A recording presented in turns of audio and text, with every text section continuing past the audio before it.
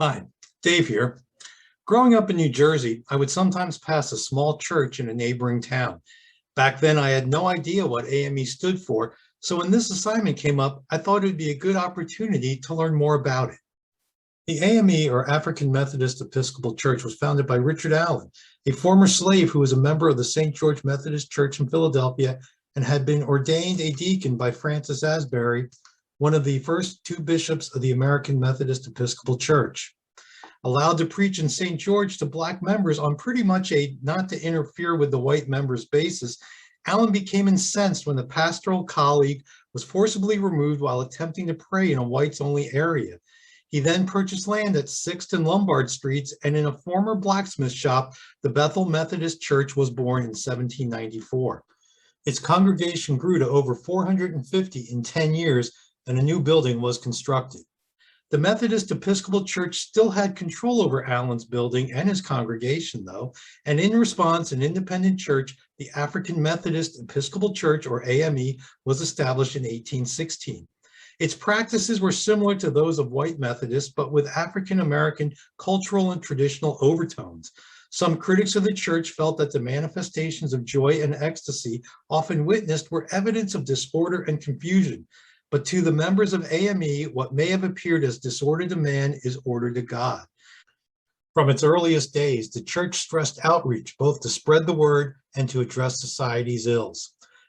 In 1817, the church organized protests against the American Colonization Society, which sought to resettle free Blacks to Africa. It gave financial support to the Underground Railroad, and many of its members were actively involved. Its Philadelphia church was said to have a tunnel connecting it with a nearby Quaker meeting house to help escaped slaves avoid capture, something the church had been doing for nearly half a century. At the beginning of the 20th century, the editors of various AME publications began arguing that social gospel was a Christian solution to the problems affecting the United States. Notably, Rosa Parks was an active member of her local AME church. Not surprisingly, the church's activities and explosive growth throughout the United States would result in pushback, as its independent nature and advocacy against slavery were feared by some.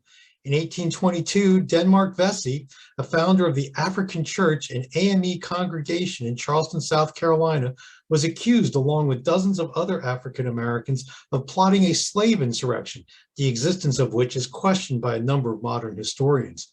After his trial and execution, his church was destroyed. Rebuilt after the Civil War, it was renamed Mother Emanuel AME Church.